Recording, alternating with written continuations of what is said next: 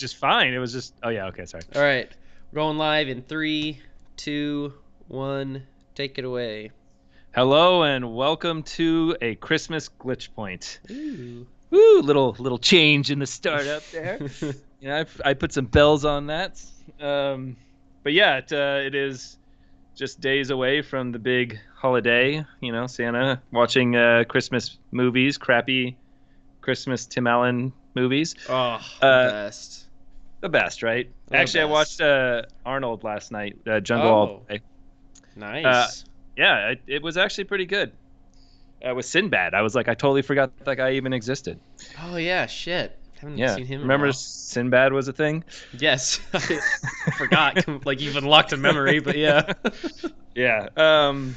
But yeah, so and all we get to talk about is Cyberpunk. So this is a Well, everyone else good is doing it, holiday, so lovely gift for all.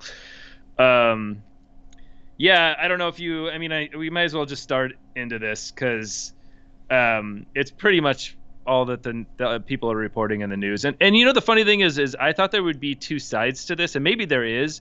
It seems like there's the side of people that aren't saying anything bad, and then there's the side of the people that are saying everything bad. yeah. I mean, But I, there's I nobody think it's defending Cyberpunk. no, because I think that it's just like with a lot of things. Like the people who are angry at stuff tend to be so much louder than everybody else. So like, I would say that majority of gamers are realizing, yeah, the game's not good, and they're just gonna wait for it to be good. But then there's like the minority of people who just want to trash on it every second of the day, and they're just really really loud. Well, it Um, it just feels like nobody has perspective, and that's what kind of bugs me about this. One, I don't think that the general public has any idea how hard it is to make large projects. I would yeah, say no, games, but movies as well. Like yeah, in most industries, you don't have to have year-long projects that have ups and downs, and you have to schedule and still have to make a deadline that's coming. It just there's so many things that can happen within 2 years, and it's amazing that games are made at all. And I just wish people would take that perspective, and then Corona on top of that. And it's just like half the people that are complaining about this game are probably sitting at home in their pajamas eating pizza, like typing out their little complaints. It's like, dude, just chill, yeah. just. That's And to be honest, I don't know how much did you play. I haven't touched it since I I mean, started. So that's yeah, fair. I'm still not far into it. Haven't had the time. But I'm going to return the PS5 version just because I would rather have it on the Xbox because I finally got myself an Xbox Series X. It'll be here on next week. Oh, cool. Walmart. Thanks Walmart. Yeah. Yep, that's what everyone was saying. I They were got just two busting through them out. Walmart. Nice. So, well, not me, but my buddy Ray got one. So I'll be getting it again on Xbox, and I'm gonna give it like a worthwhile shot, Well, like they at the just did start of the new the year. point 0.5. I think the point 0.4. I don't know I think it's 1.5. Is it 1.5? Yeah, I think they're on the point 1.05. five now. Yeah. So that just came out, so that'll probably solve a lot of issues. And you know what? I totally get that the game is broken and there are just elements to it, but the problem is to say that it's not a good game. Um, Kind of upsets me, and I do see that, and a lot of the thing is like we expected the best game of the year, and we got disappointed, and all this stuff, and yeah, if your game doesn't work, I suppose, Yeah, it's hard to say, but honestly, I think that when the elements of this game that are in there that might work or not, but the concepts and the capabilities of it, once it does get fixed, and once this world continually gets flushed out, I think people are going to realize it's a really good game. yeah, and what I've seen when I see people who actually are like not trashing on it talk about it, it's the people who are most likely are on PC for one, but people who actually get through the game and play through it end up loving the game a ton. They're like, oh, if it was just not all buggy, it'd be fantastic. Which, yeah, sure. For Well, some a lot people, of you those can't people are play it the at all, but reviewers, because like the way a reviewer is going to play it is just the main storyline as fast as you possibly can to get through it to get your review out, which is interesting perspective because honestly, I think where most of the bugs that I've noticed surfacing are in subplots or subquests. because I'm Yeah. sure that they took the most time to make sure that the main Banjo, storyline was quiet. polished because they knew that's how people would play it, or at least the reviewers would play it. So for the first reviews that come out, True. it's just that they probably didn't have enough time, and that's what they did. They just made priority choices. Yeah. Um, I don't know. It just I just feel bad because I know, like, when I think of this, I envision people killing themselves, not going home at night, and make so stressed out, trying to get this game out, and an ambitious game as it is. It's not like they were just doing something simple and screwed it up. I mean, this is highly ambitious, and I think they got a decent amount of it out. I mean, I would be proud of this team. And I think that, under the circumstances, you kind of have to be, and I'm sure, and that's how the studio seems like they're holding it, as they're, with the bonuses and all this kind of stuff, that they're proud of their team and what they did. And I wish the community would see it that way. Yeah, I mean, there's some rumbles about some internal conflict at the company, Oh, is because there? of what's happened. Yeah, apparently the other, like, last week or maybe late last week, there was like an internal Q&A with the leadership of CD Projekt Red and the development team, which, if when you look at those two groups, one of them didn't do their job correctly if the game was not ready for ship, and the other team tried their best and crunched for it. And they were mentioning how I think the devs told the leadership they found it funny that they made a game about corrupt corporations and they had to crunch to make this game, which was unfortunate. So I think that the dev team, I feel bad for the dev team at the Yeah, I most feel bad part. for the Like, devs. because when it comes to games that aren't done and get shipped in an undone state, it's not the dev team's fault. The people sitting down and doing the programming, is they worked and probably got overworked a significant amount, and there's only so much time in this world. Someone decided the game had to ship, and I mean, yeah, money is a huge factor. Like, that game costs millions of dollars a week to make, so like it's really tough. I don't know, like, I mean, whether or this. not they could have afforded to delay the game again, or, I mean, everybody complained when the game got delayed, which is stupid. Well, the thing is, exactly what you're saying. On the other side of it, you can easily defend the suits as well, because if they have to make sure that this company goes on, and just breaking even isn't good enough. You have Yeah. to have enough money to make the next game. Mm-hmm. And so it's like people think, oh, they broke even already, with their pre-sales, snicker on them. It's like, no, I mean, like, they would go under. Breaking even is like going under. Yeah, like, breaking even is not, it's not worst case scenario, but that's like the bare minimum what you have to do. If anything other than that, then people are getting fired or let go or shut down. Well, I mean, how do you have to have enough money, yeah, to start the next project, or to start the DLC, or or fix or patch the game. That all costs money as well. Like, it costs Yeah. labor costs, is like, and in any business, labor is the highest cost, and game companies have large teams. It's large teams of people, so labor is a huge element of it. Yeah. And I can't imagine. I don't even know. Like, you think it's million dollars a day to Well, I mean, if pay? like, you look at the average cost of a dev, we're not even talking art team and people who are making a significant, like, senior devs who make more amount of money. We would just put an equal, like, let's just say every dev on that team, person working on this game, costs $100,000 a year. 10 people working a year, that's $1 million for just 10 people in 1 year to be working on this game. Again, give or take some money. So then you start multiplying that by 300 people. That's 300 million divided by 52 weeks. It's multi-million dollars a week every time that game is Yeah. not getting out of the door. And, like, that's what happens in AAA games. It is freaking expensive to make video games. Yeah, it's freaking expensive, and I And honestly, this is an 8-year. They announced this in May 2012. That was an announcement. This game's probably been in work since 2010 in, like, pre-production. So 10 years of $300 million. Like, that's so much money. no, I know, and I just don't think the community sees this, and I wish somebody No. would, who was, had more power than we do, would go out there and be like, guys, give us a break. Look at the reality of it. Be lucky that you have anything. We're trying the best we can. Sorry, it's not. And it's like what I mentioned the last week with id Software, where they released the letter within Unreal. Was that right? No. You're thinking of Epic. Yeah, sorry, not Yeah. id. Yeah, Epic. Epic. Sorry, Epic released that letter inside Unreal and said basically, yeah, sorry, there's bugs. making games is hard. And I just feel like somebody needs to go out there and do that, because it seems like nobody is defending these game companies. Everyone that should be defending them is just staying silent, and like all you hear is the criticisms, Yeah, and I mean, and it's frustrating. the tough part is that, But like, yeah, um, I totally agree I with don't know. you. I mean, we're nobodies.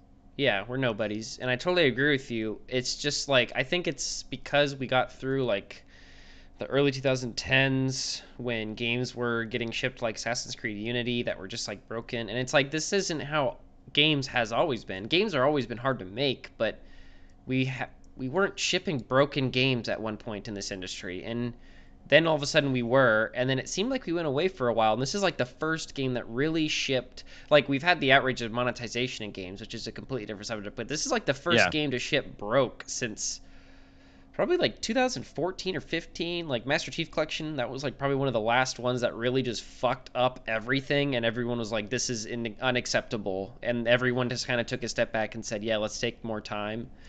But this Yeah. one isn't doing that. So, but at the There's been a same lot of time, it's lost like it's promises, but yeah. yeah.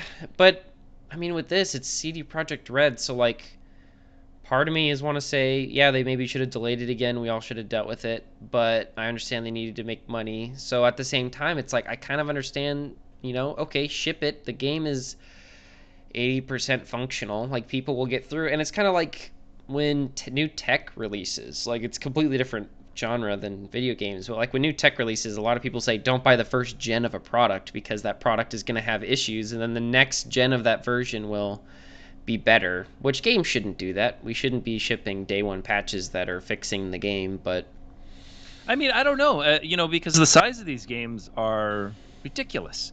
I yeah, mean, if you were to look at the growth of the largest games, I would imagine it's exponential, or at least has some sort of curve. It's definitely not linear. Uh, it seems like the size of things are getting ridiculous, and also that just means that the amount of work that needs to happen before, because when they freeze a project for I mean, once it's all digital, I guess this will go away. But for physical distribution, they have to freeze the project at some point, and then everything that gets built after that is day one patch. It's like yeah, everything that they did up to the point when the digital release, so that the two are identical on release, and then the day one patches fixes everything in between those two time points. I have no idea how much data is actually within that time point, but I'm sure it's more. It's like more stuff has to get done. There's, the other thing is they're trying to fit these same games that are getting larger in the 2-year time frame. I mean, I know this one's longer, but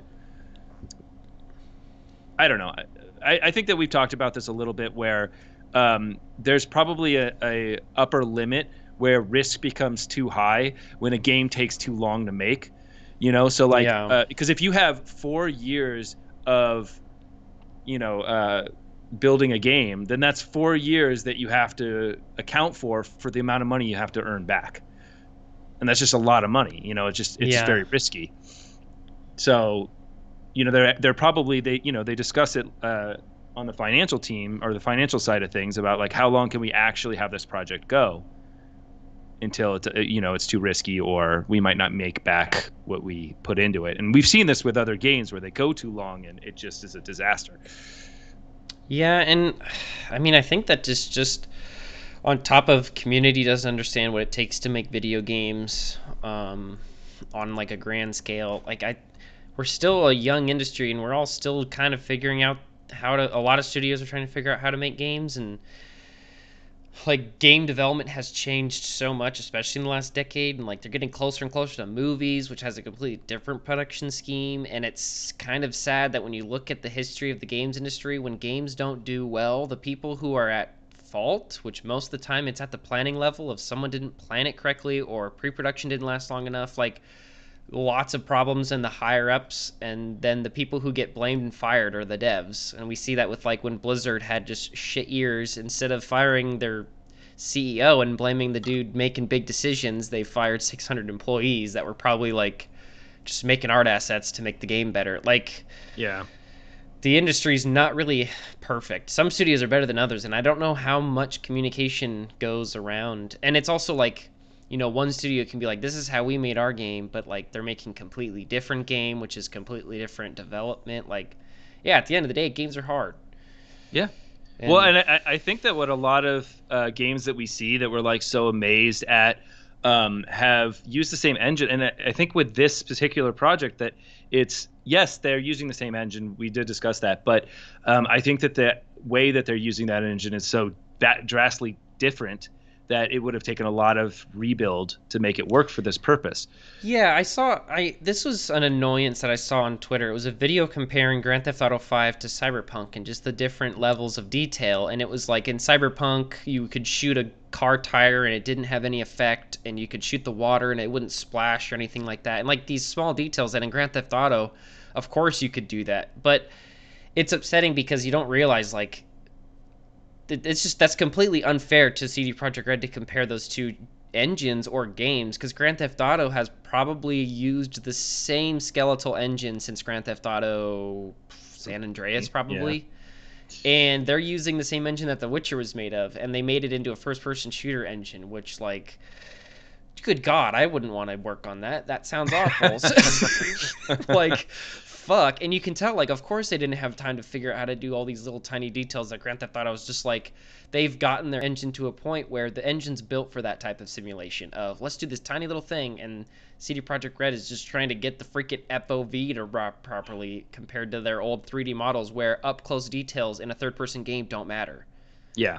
at all because you can't Yeah. see them. So like there's just such a different pipeline for first person games than third person games that I wonder if they didn't realize how different it would be, and that's why there's been so many bugs.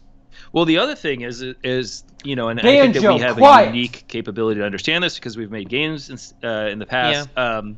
Is when you have a lot of features that when you finally get to a point where certain features start to work together, you actually get this synergy of being able to use what Yeah. you have to create new things that are amazing.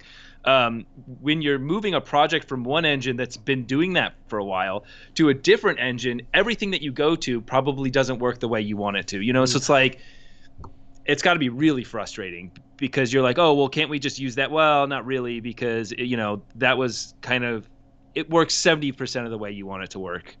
Yeah, and I Um, mean my favorite example of this, which like man, just when I heard the sentence, I'm like, why did you guys make this project a thing? Which was when Bethesda wanted to make Fallout multiplayer and use the fucking creation engine, which is notoriously buggy and awful, that everyone wants them to stop using. And the devs were talking about it. They're like, yeah, we hit this point where we wanted to start putting in networking code, which networking code in this industry is pretty much Quake 2 engine code because it hasn't changed much because networking doesn't change that much. So you're taking 90s code and putting it into an engine, and they were like, well, the problem we ran into was we have a reference in the game called the player, and that player is the entire like pawn or like the center point of the world, so the entire world roams around that player, and we call it the atlas because it literally is carrying the world with it, and it loads in and out where the player is. And then they're yeah, like, well, now we have multiple, and I'm like, that sounds fucking awful. Who the yeah. fuck sat there and went, yeah, we can fix it? Like, no shit, that game was awful. And I don't know how they got Well, I that mean, point, but oh my god.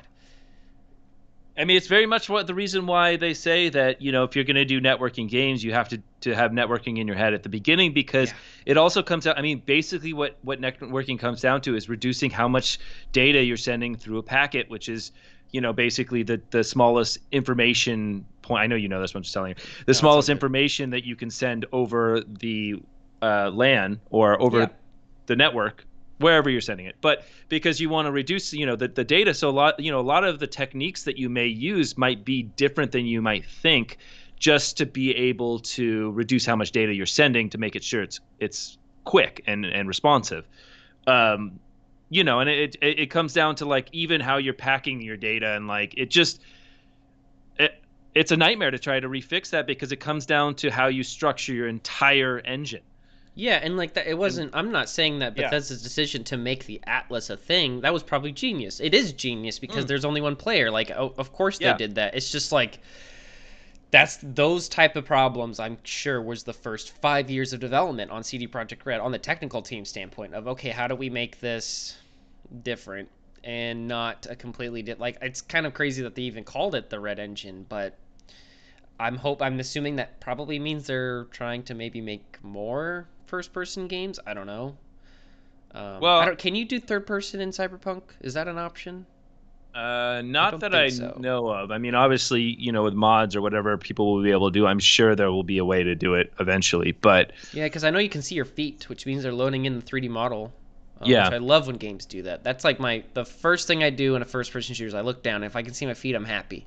If yeah, not, I understand. yeah, it's okay. It's just a We're just a camera. Yeah, it's okay. I get I mean, it. but the other side is starting from scratch is also God. super ridiculously risky, especially when you're building your own. It's not like these people are using, and I think that's where a lot of like even game designers have become unaware of how hard it is to make a game, is because using Unity or using Unreal, it's not what they're doing. They're making they're making all of that stuff. Yeah. So they're and the capabilities that graphics cards have today, and especially with like ray tracing and all the things that you have to think of for regular rasterization, uh, is outrageous. I mean, it takes, and that's just graphics side. I mean, everything has grown in its complexity in building an engine, and it's just so starting from scratch today is not almost not possible. Where I would think in the early 2000s to probably like 2000, yeah, I mean 2010,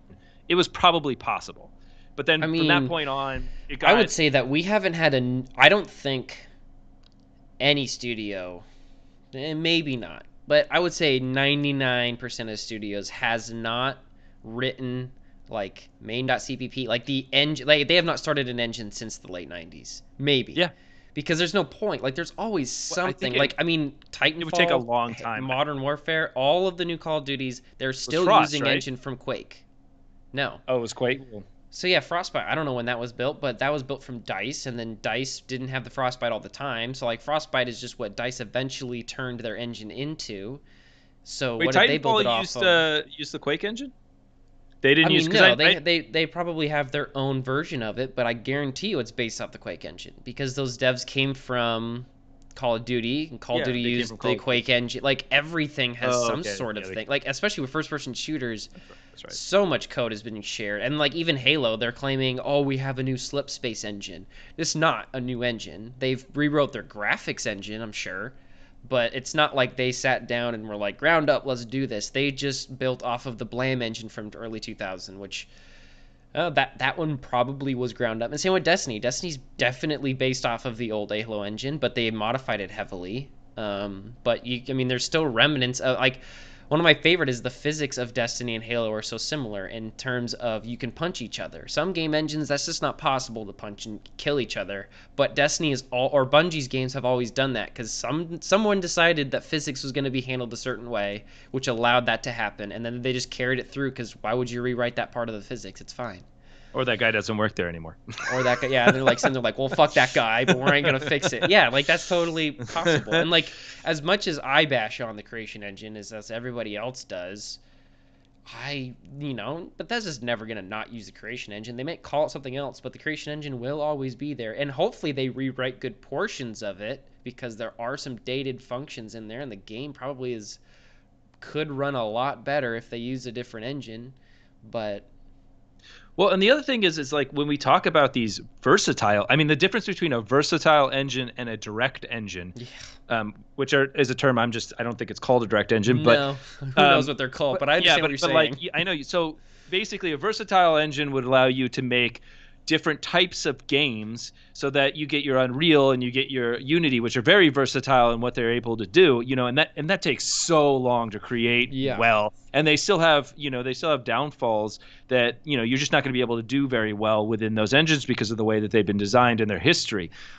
And then there's very, very direct engines, and it's direct engines are probably the only way you can go about making a new engine, even though I still think that's risky because of the amount of technical capabilities you have to have in today's world. But I mean, they're not even doing that. Like to talk about like CD Projekt Red, I mean, they're basically trying to make, if they're using the same engine, I'm sure they want to keep, because if they make another Witcher, or like, so it's it just doesn't work as well as I think everybody thinks, and it's very difficult to do. I can't even stress that enough to make a versatile engine.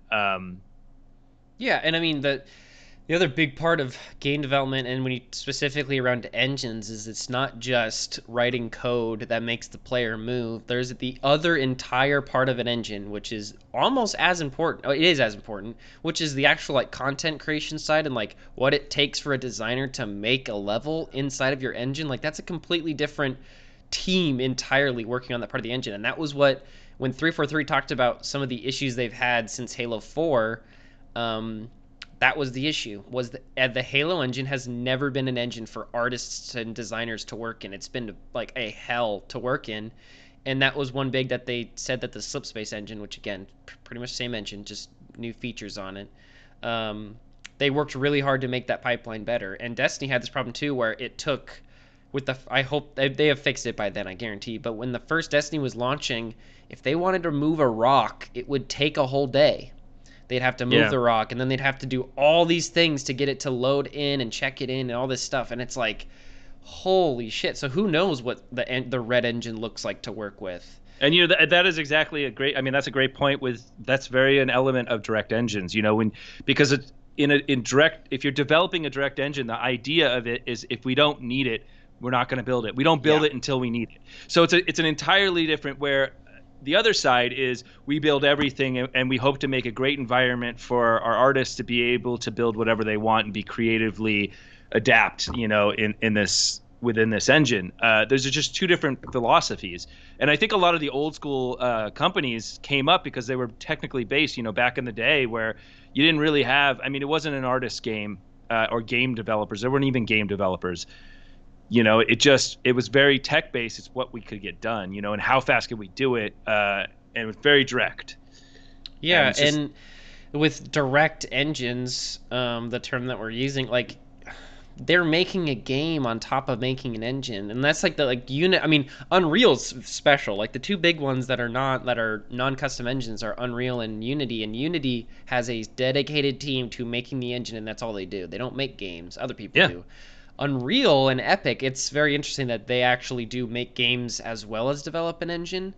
Um, so good for them for making the most Yeah. popular game ever of Fortnite. But yeah, But it also, I mean, they're making money off of that engine. So oh they could yeah, they could I guess categorize the people that are working on the engine as a separate part of the company that's oh making yeah, its and they own. are. And yeah. So I mean, it's a way for them to I mean, it's a lot like Steam. Is for Valve. It Yeah, like and it's its own Unreal has elements. Epic has the luxury that they have been doing this for 20 years at the very minimum. And I don't know when Unreal became a public engine. Like I know you could license it out in the 90s, but I don't know when it came public. So let's just say 20 years. Like I guarantee, like the Fortnite team right now is not like the standard team of programmers and stuff. Like they have people working on the engine, which kind of allows them to make the game probably perform better and have these features. But there's just a team who's just doing content creation. Like that's all Fortnite is. It's just new skins, new guns, new stuff, and they just Yeah. shove it in. So they've streamlined the hell out of that process, and it shows that they can do so much so quick, so But they also, I consistently. mean, you can kind of tell though. There was a big change over in Unreal where they stopped developing games and Hmm. made this their focus. So they were able to put a lot of time into building this engine, and then from there they were able to make something that was very artist friendly. That they could then build teams that were more artist based or game designer based. Yeah, You that's look a at some of good these other point. companies. I mean, I love to bring id into it, but like they're the one company that I don't think will ever create an engine that for monetization reasons. But Yeah, I don't know. Like I mean, they licensed that engine out to other studios for sure, but yeah, it's of definitely course not they did, and they public. they had the modding community. But I would imagine, and you can look at the old Doom engine. Like there's books written about it and how the engine was created. It's very direct. There's Oh nothing yeah, in there that wasn't needed directly for that game. I mean that engine was built specifically to run Doom, yeah, or Doom 2, it's just the way that the world or the game development society or whatever. Sorry, the game developers are now is so much different because it's so much more. As I said, there weren't even game designers. It's so much more game designer heavy. It's so much more of this creative element to it that didn't exist back in the day. And I think that everyone was. I think the way games are developed is much more difficult today Yeah, in and I mean, I various different think, reasons. I think the big reason why id would never make id Tech, even though that's in from the games that I've seen, it seems like one of the best engines in this industry right now because they're getting Doom Eternal running on a fucking Switch. Like, holy Yeah. shit. Because they don't want to look at their team and go, okay, can you make this publicly friendly to work in? Like, I don't know how easy it is for art to work in the id engine. I would hope it's not too terrible because it seems like not a big problem. Could you make a But 2D game?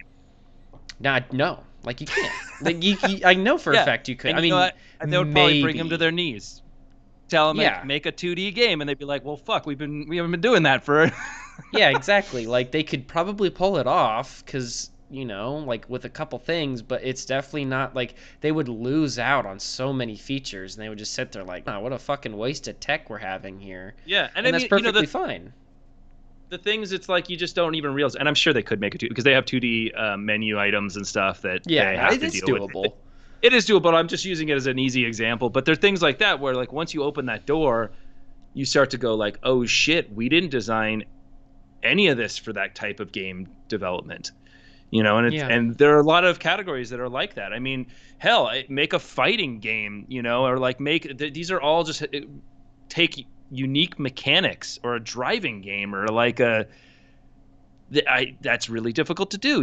It takes different types of physics, different types of mechanics, different type of, and it just you would. I don't think that from what I've seen come out of id, like their stuff is very directed. It's very Oh yeah, this. no, like I mean, even the example I brought up earlier of seeing your feet in a game, like that's a significant show. Like it seems like a tiny little thing, and you think, why can't everyone do that? It's like it made a decision a while ago that the player is just a camera floating in space with some arms, and that's it. Because Yeah, now you don't have to load the player's geometry. Halo, on the other hand, decided that it's not the case, and it's because in Halo you can go third person all the time. So they figured, I'm sure they figured, why not just leave the model there the whole time? And then eventually there was theater mode, so just like for Halo, it made sense. In Cyberpunk, you can go into third person cars, so they probably thought that too.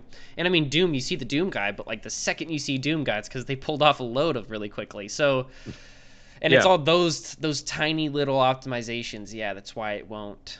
Well, even like here's another great example is, and I know that when Halo was coming around, and there was Halo, and there was also Unreal Tournament, two different games, right? Hmm. And Unreal Tournament was never built, or Unreal in itself was never built to have vehicles, but because of the people loving Halo, the vehicles in Halo, they tried to do vehicles.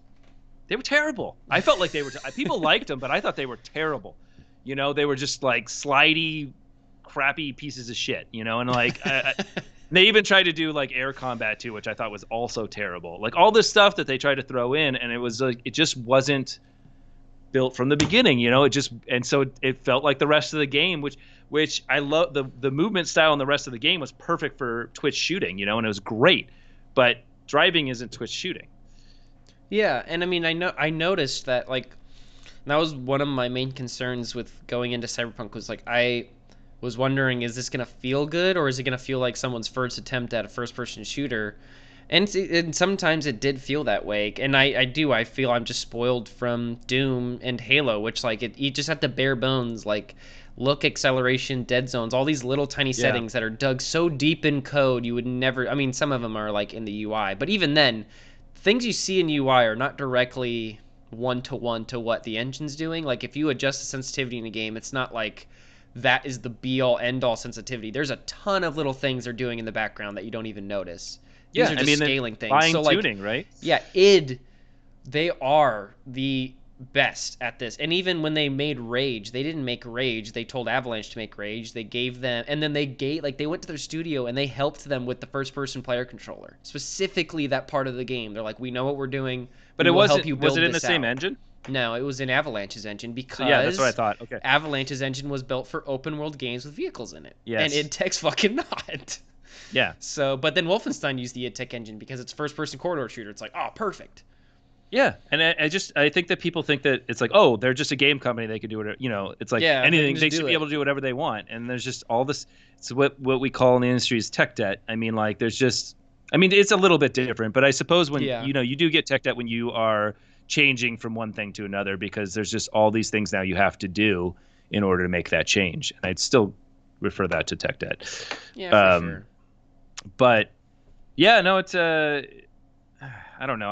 I'm hope people are getting perspective out of this because that's what I think everyone really needs is just to take a chill pill. Because honestly, like the other thing is the first thing that I saw was I am excited about like the DLC for this game, and I'm excited about them growing this world. And the thing about this game that like are just like the little things they do that are just make the world so unique.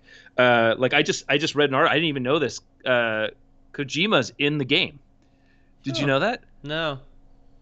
Yeah, so they put him in the game, which is like really cool. He's like one of the character. I don't know if he says anything. I just saw the article, and it just yeah, he does. So they said where to find Hiro Kojima. Yeah, Kojima. Yeah. So yeah, he's apparently in one of the bars just chilling out, And I and it's just something on term like kind of going back to like Cyberpunk and like the expectations and like you're saying people should need to take a chill pill. I think that I forget when you look at when Cyberpunk was announced, which is May of 2012, that era of the industry was like everybody was doing this. We're making a game announcement, and it didn't necessarily mean that the game was anywhere near close. And then in like the past 5 years, we've all realized no one fucking likes that. And then expectations get too high. But Cyberpunk had already pulled the trigger 3 years prior, so like they were stuck in this. Everyone knows we're making this game. The expectations build every single year that we don't show more. And I mean, Bethesda was the first ones to really be like, we're not going to do that, which was funny because they said they weren't going to do that. Announced Fallout 4, which is coming out 4 months later, which I think everyone liked in general in terms of the yeah, announcement. And then continued a year later to announce Starfield and Elder Scrolls 6, which are like, God knows, not even close. yeah. So they Well, undid that Starfield really will be quickly. interesting. But I want the industry to more of like, don't announce a game unless like, don't announce a game in pre-production period. Like if it's in pre-production, just don't announce that it's a thing. Just wait until it's hitting and it's like actually on its Yeah, track but to get to the point. you're talking about two different departments here. You're talking about marketing versus development, and it's like there's I mean, like, especially like, where do you place the teaser? Like, when do you place the teaser? When do you place, how do you reveal, like, this whole crap about them silently revealing stuff in trailers that are hidden and that people can find? And like, that's a whole different department? Yeah, that's cool, but did they need to do that 4 years before the game is announced? And I don't think if so. I think if it's the just data hurting I says think so. it hurts their brand. And I don't think it's ever really gone well for anybody to announce a game and have it come out 8 years later. Yeah, Duke that's Nukem true. didn't do well because it wasn't ready in any way, shape, or form to get released, but they announced it. And like Metroid, we got Also, no Metroid one Prime cared 4. about Duke. Well, yeah, but like Metroid Prime 4 gets its logo reveal, and we all sit there like, awesome. And then a year or two later, it's like, oh, we're restarting all of development on it. It's just like, well, then why did you even? The fact that they were at a point where they could restart development, it just seems so odd. And Halo Yeah, Infinite is the same way of like, God, it was announced so long ago. And I mean, but there's also the thing of like, good it's and one thing evil. to announce a game. Yeah, good and evil is the same thing. We're dealing with that right now. And I think that you're right. It's like two different departments, and I think that every game is a little different. Of when it comes to Halo, and I guess Elder Scrolls a little bit too. Like everyone knows those games will be out at some point. Everyone knows Grand Theft Auto 6 will be at one point. Everyone knows there's a new Halo. So like, yeah, I guess who cares if we announce it or not? But with games that are like a brand new game, or like Beyond Good and Evil 2 is a good example. We didn't know they'd get a new one, but they announced it, and we're sitting here with zero information about it. Yeah, I applaud Half-Life Alyx. They announced that shit 3 or 4 months before release. They had one delay, and it came out fantastic. yeah, yeah. But Granted, they were also, scared, but I think it's a little unfair because, this is the same argument that we make for Microsoft and what they're doing. Valve has that same big pocket. We don't yeah, give a shit. We could take 8 years to make a game and it's not even going to hurt us because we're making so much money. I mean, they could probably cover easily every cost through Valve. I mean, there's no doubt in my mind. yeah, And so like when you get that comfortable, and Honestly, I think we're entering into a series where those are the companies that like. This is why Microsoft is making these deals and being able to buy out all these large companies, and I think they're going to keep going. Is just because what you're basically telling a company is you don't have to worry about this stuff anymore. Yeah. You don't. We'll announce whenever you want. You have an endless development cycle, and they'll get stuff done. But this idea of we're going to run out of money. If we don't make enough money, we won't be able to make the next game. I mean, I encourage everybody that actually listens to the show, if there's anybody out there, watch some documentaries on game companies, and it'll blow your mind open Oh, because okay. about how things go. While we're recommending things, if you want to read a good book about it, Blood, Sweat, and Pixels will Oh open yeah. your eyes of how shitty this industry can get and how absolutely awful game development can be. Yeah. Really No. good book. And it's sad because that shit still happens. Like we're not in any way, shape, or form like a perfect industry, sadly. Oh, So I we think have a a lot of long ways to go. I think a lot of things are going to surface from this Project CD, right? Because people are wondering what the hell went on. And I think there's going to be a lot of horror stories that come out of this about long nights and unfair work conditions. Yeah, but I mean, we got that with Red Dead. We got that with We the did Last it. of Us ones were fake, and Yeah, it's also really struggled because we've talked about crunch before, and there's the difference between but Last of Us involuntary and came out. voluntary crunch. Yeah, but Last of Us came out and it was working. I think that the reason why I suspect this one is because of the promises made, the pushbacks, the unfinished game. I mean, there's probably a lot going on there. I don't know. Yeah, It seems to have all the elements of serious hardcore crunch, but I might be wrong. Maybe they just decided to release it because they refused to crunch, but I doubt that. yeah. No, I mean there was definitely crunch. There's no doubt about it. I just, it's a question of how much of it was. It's always a question how much of it was forced and how much of it was like, the dev team put on themselves, which they never should. You should never need to crunch for a product. It's different. Like if you need to, there's a problem on the planning part. But if you want to, that's completely different. And that's something that Naughty Dog has, I would say, prided themselves on. But that's a weird way of saying it. If they've not necessarily gone on record, but it's kind of a known fact that if you're working at Naughty Dog, they're not opposed to crunching. Like they want to make a game, they want to make great games, which they have been forever, and sometimes it requires some crunch, but that's part of their culture. It's weird. To be honest, I honestly don't think you can get rid of crunch. I like it. It blows my mind that people talk about a world without crunch in the video game industry, especially or large project industries, um, because I, if anything happens that puts you behind and you make a promise, that's crunch. There it is. Like if your lead developer quits or dies or whatever, like, and you made like the second you make a promise of release or that it's, what, and this is what I was going to say, what we need to do to solve this entire problem? We need to What? cancel Christmas. You know what? Fuck Christmas. We need to just stop doing this. This will get rid of the bots. It'll get rid of crunch.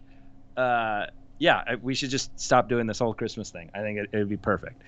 I see what you're saying though. Yeah, that holiday windows everyone's freaking out about. But I really just I don't know. I guess I need to see the numbers, and I'm sure that it exists because there's people in this games industry or this gaming community that buys FIFA every year and whatever, and they just mindlessly dump shit. But is the whole like I just feel like gaming is such a big deal now that like there's so many games that I feel like they can afford to not hit the holiday window and it'll be okay. I don't know. I mean, it's especially this year. I think that is true because most people don't have the consoles. Although, yes, good going Walmart. But um, I don't know. I mean, this year, it's a hard And one.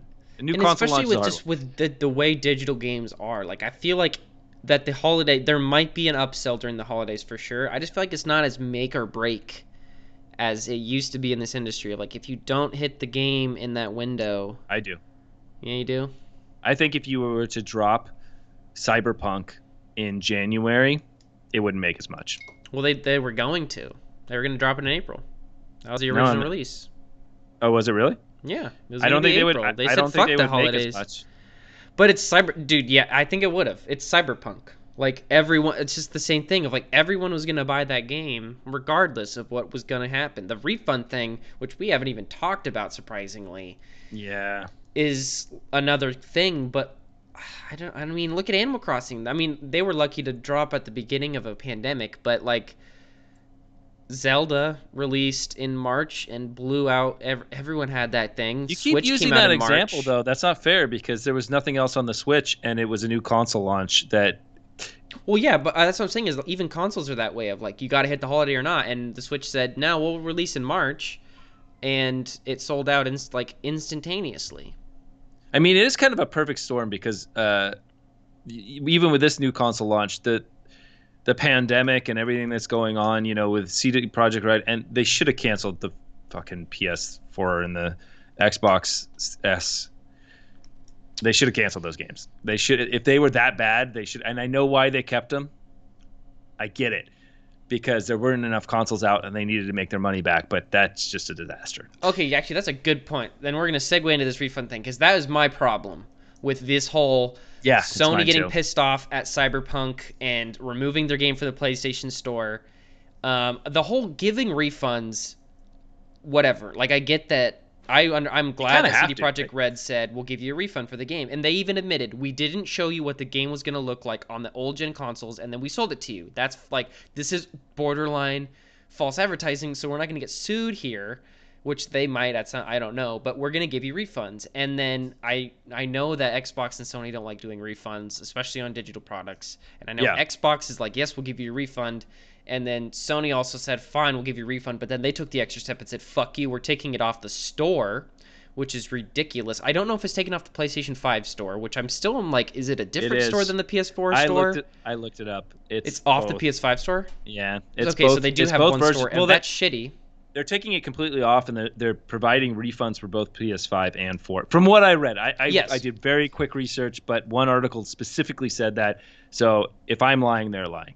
Okay, and then before I get on the other point of if anybody, and this has been happening a lot because I've seen articles, if someone's requiring a refund or requesting a refund and then getting angry that they're going to lose their digital rights to their game, go fuck off, dude. You're getting a Yeah, refund. Like, you said you don't want the game anymore. Get the fuck off. That's not how refunds work. yeah, And then the second thing, which is really what's angering me, is that Sony's getting so mad that they take it off their PlayStation Store, and Xbox didn't take it off of their store, and people getting mad that CD Projekt Red like released it on these old gens. There's a thing called validation that every game has to go through. Like CD Projekt Red has to say, "We're done with the game. Sony, would you like to put it on your store?" You can't just put a game on the Sony yeah, store. yeah. Of So course, yes. Sony just, again, maybe they don't look at their games or they're like, "Oh, it's CD Projekt Red, we have to put it on there." But the bill should have stopped at Sony. Sony should have said, "This game is not suitable for this console. We're not going to ship it." It's on them if that game is shit.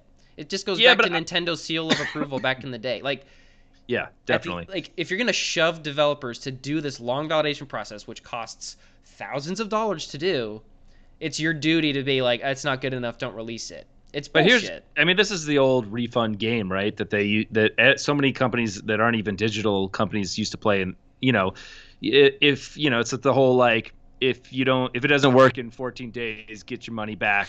Yeah. Crap, right? It's like, and people have been playing this, and I know, and I don't blame maybe CD Projekt Red because they probably didn't want this to happen. But I do play Sony for this because I think they saw that they're like, oh well, this won't work, but half the people won't. That they have people that crunch these numbers that they can say like, okay, well, we'll only have to give realistically 25% refund, so we'll still get 75% Exactly. of people that won't get. And the other thing is they can't even refund enough of the people because they had windows that you could do it by and all these other stipulations to make it difficult. Yep. They're just playing the stupid game. They're saying, okay, well, at least we can say we tried for legality reasons, but yet we get to keep most of the money.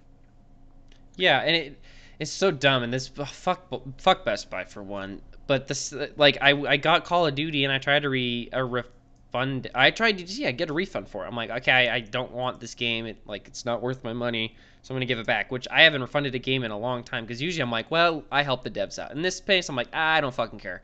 So I wanted to get a refund, and they're just like, oh, I'm sorry, this is a software product. It doesn't we don't refund software products. And I'm just sitting there like, I get why you're not going to refund me my fucking Microsoft Windows key that I bought, because no shit, it's a dumb thing to refund because I've already used it. It's a video game. I can plug this into another console. It's so Yeah, archaic that no one allows this, but Amazon does. So thank you. I'm not buying for Best Buy anymore because I'm refunding my they do. copy of That's nice. Cyberpunk. Yeah, 30 days. Not even. They were like, it was 30 days to refund anything on Amazon, but then it's like an extended period for the holidays. So I have until February 1st to refund or to return my Cyberpunk game, and I'm just gonna go buy it on the Xbox. Like, it's not that I feel like I should refund the game. I just want it on a different platform. If I could trade it, that'd be even better, but I can't do that. Yeah. So, and I think that that's what people don't realize. Like, when you buy a game, you're literally giving the developer money and saying you this is worth your time. And if you just take the money away, they don't get the money back. Like, You know what what I wish they would have done, which is something that like I wish they would have on your refund you get a free copy of The Witcher 3 or something like that. I don't know how they would do it because I don't think that you could play those on console, but at least for the quiet. PC version, just because that's the other thing. A lot of the people that are coming to me and want to play this game never played The Witcher, never had the experience of what this company's capable of. And I think that's why a lot of us that defend this, who were Witcher players, and we understand that the beauty that they are able to convey in a multimedia scenario, and it's insane. Like The Witcher 3 was so good, and I see this as a platform for them to continually build and make it much more diverse and make it much more dense, make the city work a lot better. I mean, obviously there are things that they won't be able to touch, which are frustrating, like the driving. I was going to say that again a while back. The driving's terrible, I think, in this game, but um, again, That's it's the same thing that we were saying. But I want them to get the chance that they deserve because I think that they can make a really vibrant world. and I'm sure they will. Like, as you're saying, for people who don't know this studio, um, I have no like faith that they won't do that. Like, The Witcher 3 was supported for so long, and they did such a fantastic job. So like, I look at this and I'm like, I have all the faith in the world that this game's gonna be fantastic in 4 or 5 months or something like that. It's unfortunate that I have to say that, but like, the same could not have been said if Ubisoft came out with this game. Like, if Valhalla shipped in this state, I wouldn't be sitting there like, well, it'll be fine in a couple months. I'd be like, this game could never get good, and it'll No, I sit know. here and die, and that's gonna happen. Like, that will happen and has happened. I think Unity did get fixed, but like, no one fucking cared at that point because there's no fate there. And like, even with EA, when they released Battlefront 2 in its shit ass state, no one believed. Everyone's like, no, fuck you, I'm never playing this game again, and no one believed that they'd fix it. And it then slowly over time became one of the best Star Wars games of all time, hands Yeah. down. No, And I it's know. I like played it recently because it's on the it's so good. Game Pass. It's so good. Yeah, It's like, like I sit there and I'm like, I loved Battlefront 2, like the original, and I'm just sitting there like, but this one is really fucking and, good. and you didn't Like, mention one of the greatest comeback stories, which is No Man's Sky, yeah. which Or Master everybody Chief shat Collection. all over them. Which one? The Master Chief Oh Collection. yeah, well yeah, but I mean those had that's a little different because that's the anthology not being played correctly, but yet everyone knew the games were good. Like the games Yeah, were I see your stupid. point. It's like Yeah. it still helped, but with No Man's Sky, I just remember everyone shitting all over them and them taking it and sticking with that franchise. And now it's like fully fleshed out. They keep adding stuff, and that's what I think. That's the CD Project Red I know. Like I think that they're Yeah. going to continue to try to build out this world. They hopefully they won't do what they did before, which they just did versions. So they did like The Witcher 2, The Witcher 3, and each one they kind of made it a lot better. And once you saw The Witcher 3, it was just like amazing. Yeah. Um, I hope they continually do DLC like that. I think that's what they need to do, and it's been proven to work for other companies. So if they do that, I think that they'll have a win overall. But we'll see. Well, I mean, I'm glad you brought up No Man's Sky, because I think that No Man's Sky, Sea of Thieves, and Cyberpunk all probably had a very similar launch yeah, internally of, this game is not where we need it to be, but we need to ship the game. We can't just keep, like, we need to prove that this game can make money so that way we can finish what we want. And I think No Man's Sky was definitely that way of, we're running out of time, we need to get the game out, and then we're hopefully we can ride what we've built on hype and what we have to make the game great, which they did. Sea of Thieves, same thing. It felt the game was, it felt a little unfinished, but then now it's fantastic, full of Yeah. content. It's just that they were lucky because they're these open world procedural type of things where the game is like, okay, the base is there, we just have to add more content. Cyberpunk was, I think, content complete, but just not bug complete, and they're in the same situation of, well, we will fix it, we just need to get it out. But their issue is the game's unplayable Well, I think sometimes. it's the two sides of this are the Destiny route, or like what you said, trying to make a content complete game. Like Yeah, and I think Destiny had a lot, but I mean, it's like this idea of we're just going to give you the structure of the game and then continually add to it until you're yeah. happy. Where I don't know if you could do that in a um, Grand Theft Auto style game. I mean, it would. I mean, maybe you could. Maybe Well, you could Grand Theft Auto got sandbox away it. with it with Grand Theft Auto Online. Like that's what they did. Grand Theft Auto Online was just kind of bare bones, and they just slowly keep adding Yeah, things to it. And even though they told us they'd have single player DLC, that never happened. But because I mean, you would have to do a lot of mechanics that weren't a sandbox, which yeah, is hard to do in a storyline game like that. So yeah, like I mean, I think that they were both at similar states, and yeah, just Cyberpunk is a different game. They didn't have the luxury of saying we can just add the content later. They had to do, we have to fix the game later, which is why it's so much more unacceptable. And I mean, yeah, No Man's Sky and Sea of Thieves got shit on at the launch as well. Just not, I mean, it just was, those two games were not, well, No Man's Sky got shit on more than Sea of Thieves, probably because that was also more hyped, but it's like the level of hype is pretty equal to the amount of shit you're going to take yeah, if you don't deliver, which you'll never deliver. No and one that will was a ever small deliver. company, the No Man's I Sky. know, like poor them. They had to take all the shit. Yeah. At least CD Projekt can disperse it. Yeah, I mean, Jesus, they were an indie company that, like, I mean, that's just insane what they were able to do, you I know? know, like we talked, and I'm glad we mentioned that one because, like, yeah, they launched, and everyone remembers No Man's Sky launch. And now this year at the 2020 Game Awards, they won the award for best ongoing game over Fortnite. Yeah, Like, holy fuck, that like, and they I deserve it mean, too they because were they've added a lot happy. of recently. They've added a lot of content. Like they keep coming up in the Yeah, news. I can't really per se exactly what it was because I forget things pretty quickly.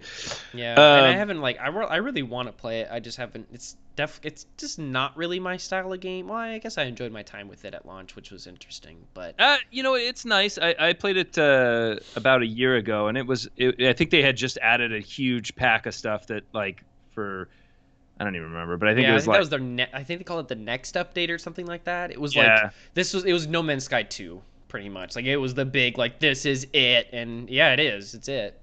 Well, Everyone loves and it. it felt good. I mean, like it's just a really amazing game. I mean, and a lot of Yeah. that stuff was there from launch, and I just was like, thought it was so cool, And I'm like, this stuff has been here from launch, and people were shitting on it. And I'm like, this is just amazing. Yeah, and I mean it's also like when you look at it like especially with No Man's Sky, there were other games like it, but I mean when you're No, sitting but there thinking, "Oh, do we ship it or do we keep holding on to this game and then add and like make it what we want?" They were probably sitting there like, "We need to know if this is even good." Cuz like they released it and they got shit on, but I think that they all knew why they were getting shit on. They were saying like, "Yeah, we know the game's not as procedural as you thought. It's not as it's more generic than you thought." And then they knew that. But if they came out and everyone's like, "No, the game at its core is flawed," then they're like, "Oh, well, fuck. We need to shut down. We can't make games anymore." But like everyone was saying the game would be so much better if it had more stuff. So they're like, "Oh, cool. We're on the same page. We'll make more yeah, stuff then." yeah. Which is, I mean, yeah. Again, that's a different way of going, and I think that's probably the better way of going. I don't know how the community receives these two different routes. Like a lack of content or bugs, which is like basically where we do green lights and light, or sorry, Alphas, yeah, early alpha access, yeah. releases, yeah, early access. So those are the two routes. It's early access or subpar or not enough, devoid of content. And I honestly don't know where like the community gets more angry. It's like, and those should be two. They're basically like giving you a leg up. It's just like we just need a little bit of time. That's all it's saying to Yeah, and everybody else. I think it comes down to how the game is marketed. No Man's Sky failed because they marketed it as this thing that it wasn't. It then got there, and that's great. And then saying, well, Sea of Thieves, again, there was less shitting on because the game wasn't as hyped. And then Cyberpunk was just like, they just really hurt themselves. And I just think there's just really nothing they could have done other, like, really, because hyped this. The game was hyped. Everybody wanted it, and then they kept delaying it, so that just like people were like, okay. And every time they delayed it, there was a good amount of people saying, well, a good game gets delayed, and then the game gets delayed and it's not good. Well, it's So good, but are you saying that, and I know we're running out of time, but are you saying that if the companies came out and were truthful and said, "Hey, we're going to release this, but it's going to have bugs," oh god, no. do you think the community would be okay with that? No, they'd be like, why the fuck you're releasing it? Delay it, you bitch. Well, maybe it's And like, then they wouldn't just understand why they can't delay it. Like I don't know if there's a solution here. because you kind of have to be shady, right? Like You you kind of do. have Yeah, to. you can't just sit there and go, "How we're going to release a game? It's ass." But we'll get Well, there. Like you can't. but if you're very That's so weird. specific, if you're like, hey, there's going to be bugs, but we made sure that the main core storyline was okay. You can run through the main core storyline. We're still fixing it. We're going to be working on this nonstop through your Christmas, while you're hanging out with your family. I, No, I want to say that, but it just goes back to what we've talking about. Of no one knows how games are made, so they'll just sit there and go, then why don't you then don't like they'll just sit there and go, well, if you know it's not ready, why are you shipping it? They yeah, will because they never need to make their understand the money money back. part. They'll never just be Yeah, like, well, we need. It's strange, and we haven't seen a game like Cyberpunk do this before. I mean, Bethesda games are buggy as fuck, but it's yeah. like, it's weird. They wear it But again, well. I don't Bethesda's been know. using the same engine for a lot of their games. Like they've had a lot of time. Yeah, and it's weird because like you everyone knows Bethesda games are buggy, and it's funny because the same bugs from like Morrowind are Yeah, in Fallout 4, but people just don't. They're but just like, oh, it's part of it, and you're just like, is it part of it? Like, the Fallout engine looks. I mean, like the games look exactly like. They're the same. All the Elder Scroll games. I mean, there's not a huge departure from those no. two styles. Like not at all. So it's not like they went and made it like super cartoony or like changed it completely. And I don't know. It's just weird that like I remember reading reviews of Fallout 4 and saying, well, it's got bugs, but it's the normal Bethesda ones. Like we have Yeah. okayed Bethesda to do it. Granted, a lot of Bethesda's bugs are not on the same level as Cyberpunk's. Some of them are just like you don't see them as much, or they are just kind of goofy things that'll go away. But anyways, we're already over. But Yeah. Yeah. yeah, games are hard to make, everybody. Yeah. Games are hard to make. Take a chill pill. Alrighty. All right. We are done. Bye bye.